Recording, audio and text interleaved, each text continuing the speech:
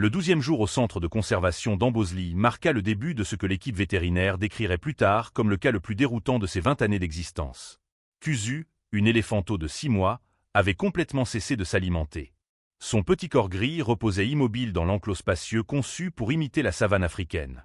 Sa trompe était recroquevillée sous sa tête massive, dans un geste qui ressemblait moins à du repos qu'à une tentative instinctive de se protéger du monde extérieur. Le soleil du matin étirait de longues ombres dorées sur la terre rouge, chauffait les pierres, faisait vibrer l'air, mais Kuzu demeurait indifférente à cette chaleur qui, autrefois, l'avait apaisée.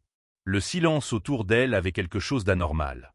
Habituellement, les éléphantos de son âge exploraient sans cesse leur environnement, poussaient de petits barrissements curieux, interagissaient avec les adultes. Mais Kuzu ne bougeait presque plus. Seule la lente montée et descente de sa cage thoracique trahissait la vie encore présente dans son corps amaigri. La docteure Rebecca Walsh observait la scène depuis la plateforme surélevée. Son regard ne quittait pas l'éléphanto. 30 années d'expérience, des centaines de sauvetages, des situations critiques qu'elle avait su gérer avec sang-froid. Pourtant, face à Kuzu, elle se sentait démunie. Les examens médicaux étaient formels. Aucune infection, aucune anomalie organique, aucune carence détectable. Les analyses sanguines étaient normales. Les constantes vitales, bien que faibles, restaient dans des limites acceptables. Les anciennes blessures liées au sauvetage étaient parfaitement cicatrisées. Physiquement, Kuzu était en bonne santé. Psychologiquement, elle s'effondrait. 3 semaines plus tôt, son arrivée avait été célébrée comme une victoire. Retrouvée seule dans la nature, déshydratée et affaiblie, elle avait été transférée temporairement dans une station isolée avant d'intégrer le centre pour sa réhabilitation à long terme. Les premiers jours avaient été prometteurs. Elle buvait son lait avec appétit, suivait les soigneurs avec curiosité, s'approchait des autres éléphants avec une timidité touchante. Sa trompe se glissait à travers les barrières pour effleurer les flancs des femelles adultes. Elle cherchait le contact, la chaleur, la présence. Puis, au 9e jour, quelque chose changea. D'abord, presque imperceptiblement. Kuzu commença à rester plus longtemps près du portail principal. Elle fixait l'horizon au-delà des clôtures, immobile, comme si elle attendait. Les soigneurs remarquèrent une baisse progressive de son appétit. Les nuits devinrent agitées. Les caméras de surveillance la montraient marchant le long des barrières, sa trompe levée vers le vent, respirant profondément comme pour capter une odeur lointaine. Au 12e jour, elle refusa toute nourriture. Au 14e, elle ne buvait presque plus. Au 15e, elle resta couchée pendant des heures, sans réaction aux stimuli habituels. Ses yeux, autrefois brillants et expressifs, semblaient ternis, comme vidés d'une lumière intérieure. Rebecca tenta tout ce que la science comportementale proposait. Elle organisa des séances prolongées avec la matriarche du troupeau, espérant éveiller un instinct maternel rassurant. Elle modifia l'environnement de l'enclos, nouvelles textures, nouveaux objets, enrichissements olfactifs. Elle diffusa des enregistrements d'éléphants sauvages, des infrasons captés dans des réserves africaines. Aucune réaction. Puis, une nuit, les caméras infrarouges captèrent un phénomène troublant. Kuzu produisait une série de vocalisations inhabituelles. Des grondements profonds mêlés à des sons plus aigus, presque saccadés. Rebecca écouta les enregistrements à plusieurs reprises. Aucun schéma connu ne correspondait à ces séquences sonores. Elles ne ressemblaient ni à des appels de détresse classiques, ni à des tentatives de communication sociale éléphantine. Elles semblaient différentes. Le 15e jour marqua une nouvelle escalade. Kuzu commença à se frotter la tête contre les parois en béton de son enclos. Pas de manière accidentelle. Avec intention. Avec force. Comme si elle cherchait à provoquer une douleur physique pour étouffer une souffrance plus profonde. L'équipe intervint immédiatement. Rebecca passa ses nuits à revoir les vidéos, à relire les rapports, à contacter des spécialistes internationaux. Les réponses furent unanimes. Ils n'avaient jamais observé un tel tableau clinique sans cause organique. Puis survint l'observation qui changea tout. Alors que Kuzu émettait ses vocalisations nocturnes, tous les chiens situés dans un rayon de 2 km autour du centre commencèrent à répondre par des hurlements et des aboiements. La corrélation était claire. Les sons de Kuzu déclenchaient une réaction canine. Rebecca sentit un frisson lui parcourir l'échine. Et si Kuzu ne souffrait pas d'une maladie? Et si elle appelait quelqu'un? Le 18e jour, le conseil d'administration convoqua une réunion d'urgence. L'état de l'éléphanto se détériorait rapidement. Si aucune amélioration n'était constatée sous 24 heures, des mesures drastiques seraient envisagées afin d'éviter une agonie prolongée. Rebecca quitta la salle avec un poids écrasant sur la poitrine. Elle n'avait plus que quelques heures. À l'aube du 19e jour, les doigts légèrement tremblants, elle composa le numéro de Marcus Thompson, l'homme qui avait initialement sauvé Kuzu dans la nature kenyane. Dans l'enclos, Kuzu respirait faiblement, son corps amaigri presque immobile sous la lumière pâle du matin. Le temps s'écoulait. Et peut-être que la réponse ne se trouvait ni dans les analyses médicales, ni dans les manuels scientifiques. Peut-être se trouvait-elle dans le passé que personne n'avait encore osé explorer. Marcus Thompson répondit au troisième appel. Sa voix, encore chargée de sommeil, se transforma immédiatement lorsqu'il reconnut le nom de la Dr Walsh. Il suivait les progrès de Kuzu depuis son transfert, recevant des nouvelles régulières du centre. L'appel à l'aube ne pouvait signifier qu'une chose. Quelque chose n'allait pas. Rebecca exposa la situation avec précision clinique. L'arrêt complet de l'alimentation. Les examens médicaux normaux. Les comportements auto-agressifs. Les vocalisations inexplicables. Elle garda pour la fin l'élément le plus troublant, la réaction des chiens au son produit par l'éléphanto.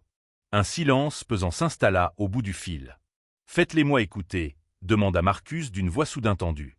Rebecca activa l'enregistrement. Les grondements profonds s'élevèrent dans la pièce, suivis de ces sons aigus, presque saccadés. Une étrange combinaison, à mi-chemin entre le barrissement et quelque chose de plus familier. Marcus ne parla pas immédiatement. Encore une fois, murmura-t-il. Elle relança la lecture. Cette fois, elle entendit sa respiration changer. « Dr Walsh, il y a quelque chose que je ne vous ai pas dit. » Rebecca sentit son estomac se contracte. Le rapport officiel mentionnait que Kuzu avait passé 2 semaines en convalescence dans la station isolée de Marcus avant son transfert au centre. Soins médicaux de base. Surveillance. Stabilization. Ce n'était pas faux. Mais ce n'était pas toute la vérité. Marcus expliqua, d'abord hésitant, qu'il vivait avec 3 bergers allemands de sauvetage, Rex, Luna et Scout. Des chiens intelligents, équilibrés, habitués aux animaux sauvages qu'il photographiait. Pendant les 2 semaines où Kuzu était resté dans sa station, elle n'avait pas été isolée. Elle avait partagé l'espace avec eux. Rebecca resta silencieuse. Marcus continua, sa voix gagnant en assurance à mesure que les souvenirs affluaient. Les premiers jours, les chiens avaient observé l'éléphanto à distance. Rex, le plus âgé, protecteur par nature, avait été le premier à s'approcher lentement. Kuzu, affaiblie mais curieuse, avait tendu sa petite trompe vers lui. Il n'y avait eu ni peur ni agressivité. Seulement une reconnaissance instinctive. Les jours suivants, une routine s'était installée. Kuzu dormait entre les 3 chiens, sa trompe parfois enroulée autour du cou de Scout. Luna se plaçait systématiquement à sa droite. Rex montait la garde près de l'entrée. Marcus décrivit des scènes que Rebecca aurait jugées improbables si elles n'étaient pas racontées avec une telle précision. Les chiens montrant à Kuzu comment gratter le sol pour trouver de l'humidité, Luna démontrant des gestes de fouille que l'éléphanto imitait maladroitement, Scout tentant de reproduire les mouvements exploratoires de la trompe avec son museau. Ce n'était pas une cohabitation. C'était une adaptation mutuelle. Marcus envoya à Rebecca plusieurs photographies et extraits vidéo. Les images étaient sans équivoque. Kuzu appuyé contre Rex, les yeux fermés. Scout couché sous sa trompe. Luna marchant à ses côtés comme une ombre protectrice. Le lien émotionnel était visible. Quand le camion du centre est arrivé, dit Marcus d'une voix plus basse, ils ont compris. Les 3 chiens s'étaient regroupés autour de Kuzu. Rex avait refusé de s'écarter. Il avait fallu le retenir physiquement pour éviter qu'il ne suive le véhicule. Et après le départ, ils avaient cessé de manger pendant 2 jours. Ils s'étaient postés devant le portail, fixant la route. Rebecca sentit les pièces du puzzle s'assembler brutalement. Les vocalisations nocturnes. La position constante près de l'entrée. Le refus de s'alimenter. Kuzu n'était pas en train de s'éteindre. Elle appelait sa meute. Moins de 5 heures restaient avant l'échéance imposée par le conseil. Rebecca prit une décision que, 24 heures plus tôt, elle aurait jugée insensée. « Marcus, pouvez-vous les amener ici ?» Le silence fut bref. « Je pars immédiatement. » 400 km séparaient la station de recherche du centre d'Ambosley. Pendant le trajet, Rebecca recevait des messages réguliers. L'état de Kuzu empirait. 21 jours sans véritable alimentation. Les signes de malnutrition devenaient visibles malgré les soins. À l'intérieur du Land Rover, l'atmosphère était électrique. Rex restait debout, regard fixé droit devant. Luna collait son museau contre la vitre. Scout émettait de petits gémissements intermittents. Il sentait quelque chose. À l'arrivée du véhicule, le moteur n'était pas encore coupé que Rex sauta au sol, narines dilatées. Son corps entier se tendit. Luna et Scout imitèrent son attitude. Ils avaient détecté une odeur. De l'autre côté de l'enclos, Kuzu gisait dans l'ombre. Rebecca guida Marcus et les chiens vers la zone d'observation.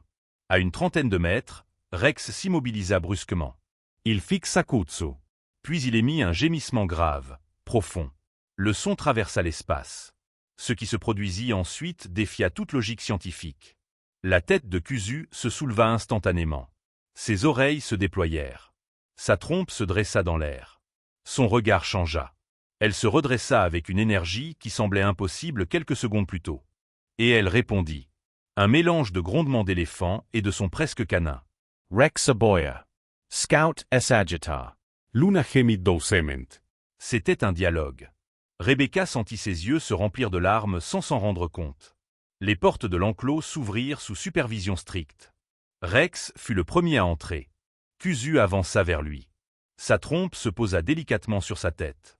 Rex appuya son corps contre sa jambe. Luna se positionna à droite. Scout tourna autour d'elle dans une danse maladroite et joyeuse. En quelques minutes, Kuzu se dirigea vers l'abreuvoir. Elle but longuement. Puis, sous les yeux incrédules de l'équipe vétérinaire, elle commença à manger. Pour la première fois en 3 semaines. Les moniteurs médicaux indiquèrent une stabilisation immédiate. Frequenz cardiaque normale. Respiration profound. Temperature stable. La crise semblait s'évaporer dans la présence de 3 chiens. Rebecca comprit alors que ce qu'elle observait dépassait les cadres classiques de la biologie comportementale. Ce n'était pas un trouble. C'était un chagrin. Et la solution ne se trouvait pas dans un traitement, mais dans une réunion. Le soleil déclinait lentement sur Amboseley lorsque l'euphorie du moment céda la place à une réalité plus complexe. Kuzu mangeait encore. Rex restait appuyé contre sa patte avant, comme s'il s'assurait qu'elle ne disparaîtrait plus. Luna s'était installée à son flanc droit, exactement comme Marcus l'avait décrit. Scout, infatigable, alternait entre de brèves courses autour de l'enclos et de tendres contacts avec la trompe de l'éléphanteau. La transformation était spectaculaire. Mais le conseil d'administration n'était pas ému par le miracle. Il était inquiet. Une réunion d'urgence fut convoquée dans la salle vitrée qui surplombait les enclos. Les membres du conseil, vétérinaires seniors et gestionnaires du programme de conservation, observaient à travers la baie panoramique la scène improbable qui se déroulait en contrebas. Nous ne pouvons pas transformer un centre de réhabilitation en refuge pour chiens domestiques, déclara l'un d'eux avec fermeté. Rebecca garda le silence quelques secondes avant de répondre. Nous étions prêts à pratiquer une euthanasie aujourd'hui. Ces chiens ont sauvé sa vie. Un murmure parcourut la salle. Les faits étaient incontestables. Les données biométriques confirmaient l'amélioration. L'appétit était revenu. Les comportements auto-agressifs avaient cessé. Les vocalisations nocturnes s'étaient transformées en échanges rythmés avec les 3 bergers allemands. Mais la mission du centre restait claire. Préparer les éléphants à un retour à la vie sauvage. Une dépendance émotionnelle envers des chiens pourrait compromettre son intégration future au troupeau, argumenta un autre membre. Rebecca sentit une tension monter en elle. Ce que nous appelons dépendance pourrait être un pont vers la résilience. Les éléphants sont des animaux sociaux. Nous savons qu'ils pleurent leur mort. Nous savons qu'ils reconnaissent des individus après des années de séparation. Pourquoi refusons-nous d'admettre qu'un attachement interespèce puisse exister? La discussion se prolongea. Marcus, resté discret jusqu'alors, prit la parole. Je ne demande pas qu'il vive ici en permanence. Je peux m'installer à proximité. Organiser des visites régulières. Maintenir le lien sans interférer avec le programme de réhabilitation. L'idée fit son chemin. Une solution hybride. Kuzu continuerait son intégration progressive avec le troupeau. Mais Rex, Luna et Scout resteraient accessibles, à intervalles définis, sous supervision. La décision fut adoptée à titre expérimental. Les semaines suivantes confirmèrent l'intuition de Rebecca. Kuzu reprit du poids. Son énergie revint progressivement. Elle recommença à interagir avec les autres éléphants, mais sans abandonner ses retrouvailles régulières avec sa meute canine. Ce qui surprit le plus l'équipe fut l'absence de conflit comportemental. Kuzu semblait capable d'adapter ses codes sociaux selon le contexte. Avec les éléphants, elle communiquait par infrasons et gestes subtils. Avec les chiens, elle produisait des vocalisations hybrides, modulant ses sons comme si elle parlait 2 langues différentes. Rex, Luna et Scout démontraient la même flexibilité. Leur présence calmait non seulement Kuzu, mais également d'autres animaux anxieux du centre. Certains jeunes éléphants s'approchaient d'eux avec curiosité, observant la dynamique avec fascination. Rebecca entreprit de documenter minutieusement chaque interaction. Les données collectées dépassaient le simple récit émotionnel. Elles démontraient une plasticité comportementale inattendue chez les deux espèces. Une capacité d'apprentissage croisée. Une adaptation mutuelle qui ne relevait pas du hasard, mais d'un attachement authentique. Les articles scientifiques qu'elle rédigea provoquèrent des débats dans la communauté vétérinaire internationale. Certains parlèrent d'anthropomorphisme. D'autres reconnurent l'évidence. L'intelligence émotionnelle animale était encore largement sous-estimée. Les mois passèrent. Marcus s'installa définitivement près du centre. Un petit terrain en bordure de la réserve lui permit d'assurer une présence constante sans perturber l'écosystème. Kuzu grandisate. Sa stature et s'affirmait. Ses mouvements devenaient plus assurés. Elle participait aux sorties encadrées avec le troupeau, explorait les zones plus vastes du territoire, apprenait les codes sociaux complexes de sa propre espèce. Et pourtant, chaque fois que Rex apparaissait au loin, sa posture changeait instantanément. Sa trompe se levait. Ses oreilles se déployaient. Elle accélérait le pas. Ce n'était pas une dépendance. C'était un choix. Des années plus tard, lorsque le moment de sa libération approcha, Rebecca ressentit un mélange de fierté et d'appréhension. Kuzu était prête. Forte. Equilibri. Capable de survivre parmi les siens. La veille de son départ, Marcus amena Rex, Luna et Scout une dernière fois dans l'enclos. La scène fut silencieuse, presque solennelle. Kuzu es approacha lentament. Elle posa sa trompe sur chacun d'eux, longuement. Rex resta immobile, le regard fixé dans le sien. Luna ferma les yeux sous le contact. Scout, plus âgé désormais, s'assit calmement à ses pieds. Il n'y eut ni agitation ni détresse. Seulement une compréhension profonde. Au matin, Kuzu rejoignit le troupeau sauvage. Elle ne se retourna qu'une seule fois. Sa silhouette se fondit progressivement dans la savane dorée. Rebecca observa longtemps l'horizon.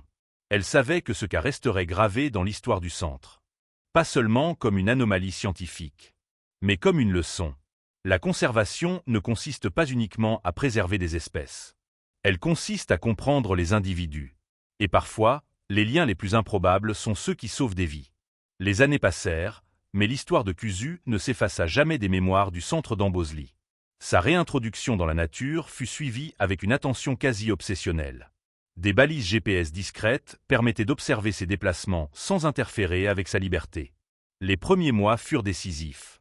Elle intégra progressivement un troupeau sauvage dirigé par une matriarche expérimentée.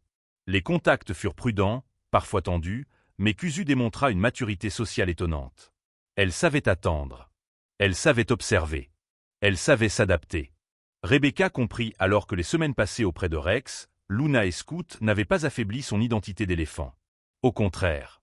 Elles avaient renforcé sa capacité d'apprentissage, sa flexibilité émotionnelle, son intelligence sociale. Kuzu ne s'était pas détaché des chiens pour devenir éléphant. Elle avait simplement élargi son monde. Les premières images capturées à distance montrèrent une éléphanto désormais adolescente, marchant avec assurance aux côtés du troupeau. Elle participait aux déplacements vers les points d'eau, protégeait les plus jeunes lors des traversées, imitait les comportements des femelles adultes avec une précision remarquable. Mais il y avait parfois quelque chose d'unique dans sa posture. Lorsqu'elle levait la trompe face au vent, Rebecca ne pouvait s'empêcher de penser qu'elle cherchait encore une odeur familière. Marcus continuait de visiter la périphérie de la réserve, accompagné de ses 3 compagnons vieillissants. Rex blanchissait du museau. Luna se déplaçait plus lentement. Scout conservait son énergie, mais son regard avait gagné en profondeur. Il ne franchissait plus les limites naturelles du territoire sauvage. Mais certains soirs, à distance respectable, Marcus observait une silhouette familière se détacher du troupeau. Kuzu. Elle s'arrêtait à plusieurs centaines de mètres. Immobile. Trompe levi. Rex redresait instinctivement. Un aboiement bref. Un grondement lointain en réponse. Puis chacun retournait à sa place. Ce n'était pas une séparation tragique. C'était une reconnaissance silencieuse. Au centre, l'histoire de Kuzu transforma profondément les pratiques. Rebecca publia une série d'articles scientifiques détaillant le cas avec rigueur. Analyse comportementale, données biométriques, enregistrements sonores comparatifs. Elle évita tout langage émotionnel excessif. Elle laissa les chiffres parler. Les résultats étaient incontestables. Le retour à l'alimentation avait coïncidé précisément avec la réunion interespèces. Les constantes physiologiques s'étaient stabilisées en moins d'1 heure. Les comportements auto-agressifs avaient cessé immédiatement. Mais au-delà des données, un changement plus subtil s'opéra dans la philosophie du centre. On commença à considérer les antécédents relationnels des animaux sauvés avec une attention nouvelle. On interrogea davantage les contextes de sauvetage. On reconnut que les attachements, même atypiques, pouvaient jouer un rôle crucial dans la survie psychologique. Kuzu devint un symbole. Pas un spectacle. Pas une anecdote. Un cas d'école. Les visiteurs du centre entendaient son histoire comme une invitation à reconsidérer leurs certitudes. Les enfants posaient toujours la même question. Un éléphant peut-il vraiment aimer un chien? Rebecca répondait avec calme. Un éléphant peut aimer. Le reste dépend de notre capacité à observer sans préjugés. Le temps finit par marquer Rex, Luna et Scout plus sévèrement que Kuzu. Les années de loyauté et de protection pesaient sur leur corps. Lorsque Rex s'éteignit paisiblement près de la station de Marcus, celui-ci resta longtemps assis à ses côtés. Il pensa à la petite trompe grise qui s'était un jour enroulée autour de ce même chien. Luna suivit l'année suivante. Scout, le dernier, continua quelque temps encore, gardien discret d'un chapitre extraordinaire de l'histoire animale. Marcus n'annonça jamais officiellement ses pertes au centre. Mais Rebecca comprit. Un soir, les données GPS montrèrent Kuzu immobile plus longtemps que d'habitude, à la lisière du territoire. Elle resta ainsi jusqu'à la tombée complète de la nuit. Comme si elle savait. Comme si le lien ne dépendait plus de la présence physique. Des années plus tard, Kuzu donna naissance à son premier petit. Les images transmises montrèrent une jeune mère attentive, douce mais ferme. Lorsqu'un chacal s'approcha trop près du nouveau-né, Kuzu adopta une posture protectrice d'une précision presque canine. Corps tendu, position latérale stratégique, vigilance accrue. Rebecca sourit en visionnant la séquence. L'apprentissage n'avait pas disparu. Il s'était intégré. L'histoire de Kuzu ne fut jamais présentée comme un miracle. Elle fut présentée comme une possibilité. La possibilité que les frontières entre les espèces ne soient pas des murs, mais des lignes souples. Que l'attachement puisse naître là où la biologie ne l'avait pas prévu. Que la survie émotionnelle soit parfois aussi vitale que la survie physique. Au crépuscule de sa carrière, Rebecca se tenait souvent sur la plateforme d'observation, regardant la savane s'étendre à l'infini. Elle repensait au jour où elle avait presque perdu Kuzu. À la décision risquée. À l'aboiement qui avait réveillé une éléphanto mourante. La science lui avait appris à analyser. Kuzu lui avait appris à écouter. Et dans le vent chaud d'Amboseley, il lui semblait parfois entendre encore, mêlé au son de la savane, un grondement grave accompagné d'un aboiement lointain. Comme l'écho d'un amour qui avait défié les espèces.